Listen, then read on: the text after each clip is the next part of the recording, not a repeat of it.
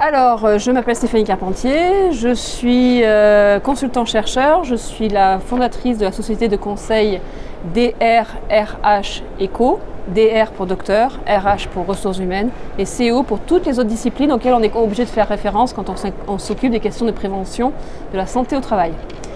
Je précise aussi que je suis docteur en management, donc en management des ressources humaines, et je travaille sur ces questions de santé au travail depuis 2003.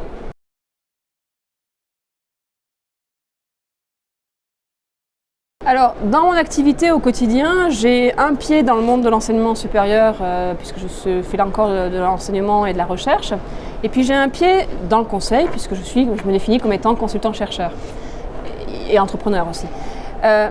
Ce que je voulais que mes interlocuteurs prennent conscience, c'est que quand on parle des questions de santé au travail, par l'évolution de la loi et du cadre juridique, on va de plus en plus vers la prévention primaire.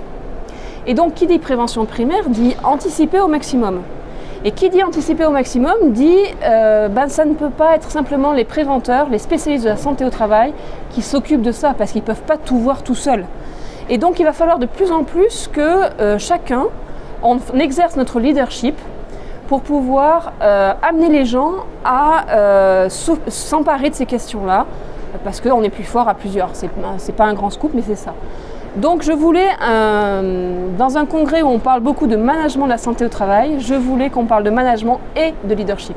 Et donc j'ai essayé d'éclairer sur mes interlocuteurs, sur ce qu'on entendait par le mot leadership, parce que c'est un mot qu'on utilise tous comme le mot management, on n'y met pas la même réalité derrière. Et je voulais aussi qu'ils aient conscience qu'il y a différents types de leadership qui existent, des formes traditionnelles qu'on connaît, des formes plus émergentes qu'on connaît moins, qui peuvent cohabiter les unes avec les autres. Et donc après, la première étape, c'est qu'ils prennent conscience de ça. La deuxième étape, c'est qu'ils fassent appel à moi pour pouvoir voir avec eux ce qu'il faut faire.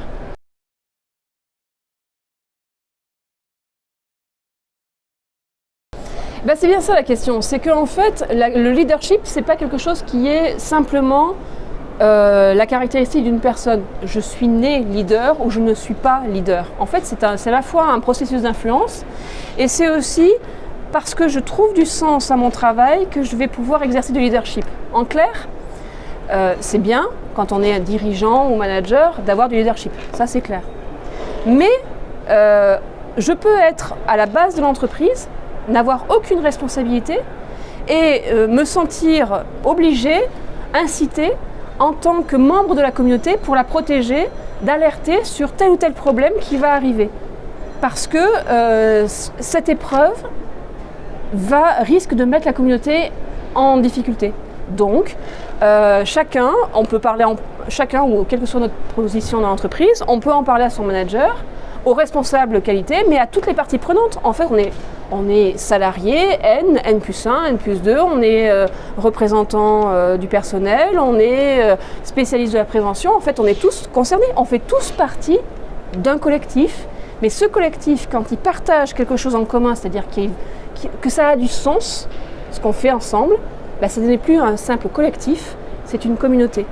Et ça, le fait de faire passer nos besoins, pas simplement on travaille ensemble, mais on fait équipe ensemble, ce passage-là, c'est une question de leadership.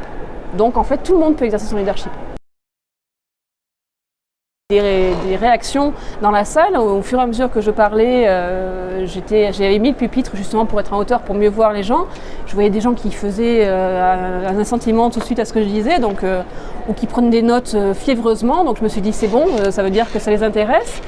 Et puis j'ai eu après des retours, après la conférence, sur des personnes qui sont venues me dire « mais vous n'avez pas parlé de telle ou telle notion, par exemple la notion de responsabilité, ou telle ou telle valeur, qu'est-ce que vous en pensez ?» Et en fait, ils avaient tout à fait raison, je ne les ai pas utilisées volontairement, parce que je ne pouvais pas tout dire, et puis que ça allait m'embarquer sur d'autres chemins, mais c'était en fait des réactions à la fois de réflexion sur des concepts ou des réalités vécues qui en sont ressortis. Donc pour moi, c'était intéressant de voir que j'avais réussi à faire passer mon message sans jamais entendre employer les mots. Ça veut bien dire que j'avais d'une certaine façon, réussi à capter l'auditoire et à faire en sorte que les gens se soient emparés de cette question. Donc, ils ont exercé leur leadership eux aussi.